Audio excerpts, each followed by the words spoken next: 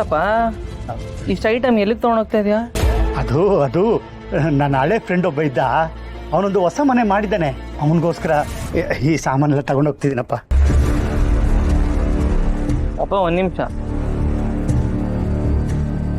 ನೀನು ನನ್ನ ಹತ್ರ ಸುಳ್ಳು ಹೇಳಲ್ಲ ಅಂತ ನಾನು ಅಂದ್ಕೊಂಡಿದ್ದೀನಿ. ಸುಳ್ಳ? ಅಪ್ಪಿ ತಪ್ಪಿ ನೀನೇನಾದ್ರೂ ಸುಳ್ಳು ಹೇಳಿ ಅದು ನನಗೆ ಗೊತ್ತಾಗಲ್ಲ ಅಂತ ನೀನೇನಾದ್ರು ಅಂದ್ಕೊಂಡಿದ್ಯಾ? ನಾನು ಯಾಕಪ್ಪ ಸುಳ್ಳು ಹೇಳಿ, ನಾನು ನಿಜನೇ ಹೇಳ್ತಾ ಇದ್ದೀನಿ. ನನಗೆ ತುಂಬ ಹಳೇ ಸ್ನೇಹಿತ, ಅವನ ಬಗ್ಗೆ ನಿನಗೆ ಗೊತ್ತಿಲ್ಲ ಬಿಡು. ಅಪ್ಪ, ನಂದಿನಿ ಅಮ್ಮವ್ರು ಎಲ್ಲಿದ್ದಾರೆ, ಅವ್ರು ಹೇಗಿದ್ದಾರೆ ಅಂತ ನಮಗೆ ಗೊತ್ತಿಲ್ಲ. ಅವ್ರನ್ನ ಹುಡುಕ್ತಿರೋ ಜಾಗನೂ ಇಲ್ಲ. ಇಬ್ರು ಎಷ್ಟು ಕಷ್ಟಪಟ್ಟು ಹುಡುಕ್ತಾ ಇದ್ದೀವಿ. ನನಗಂತೂ ಎಷ್ಟು ಟೆನ್ಷನ್ ಆಗಿದೆ ಗೊತ್ತಾ.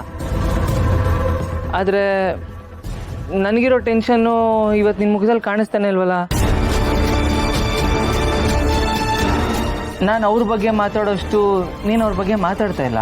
ಅದರ ಅರ್ಥ ನಂದಿನಿ ಅಮ್ಮವರು ಎಲ್ಲಿದ್ದಾರೆ ಅಂತ ನಿನಗೆ ಗೊತ್ತಿದೆ ಅಂತ ಆಯಿತು.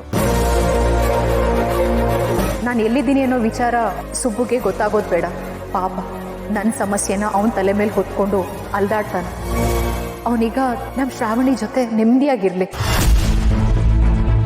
ಅಯ್ಯೋ ದೇವ್ರೆ, ನಂದಿನಿ ಅಮ್ಮವ್ರು ಸಿಕ್ಕಿರೋ ವಿಷಯ ಸುಬ್ಬುಗೆ ಹೇಳಿದ್ರೆ ಅವನಿಗೆ ಸಮಾಧಾನ ಆಗುತ್ತೆ, ಖುಷಿ ಆಗುತ್ತೆ.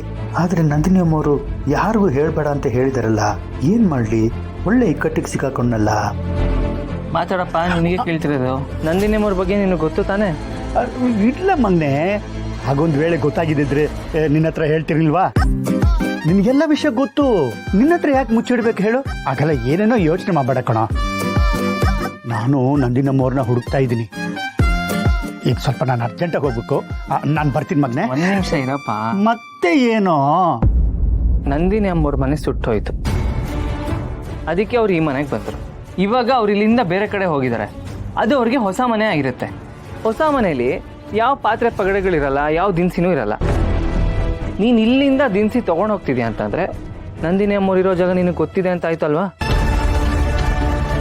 ಸುಳ್ಳು ಹೇಳ್ಬೇಡಪ್ಪ, ಅವ್ರು ಇರೋ ಜಾಗ ನಿನಗೆ ಗೊತ್ತಿದೆ ತಾನೆ? ಸುಬ್ಬು,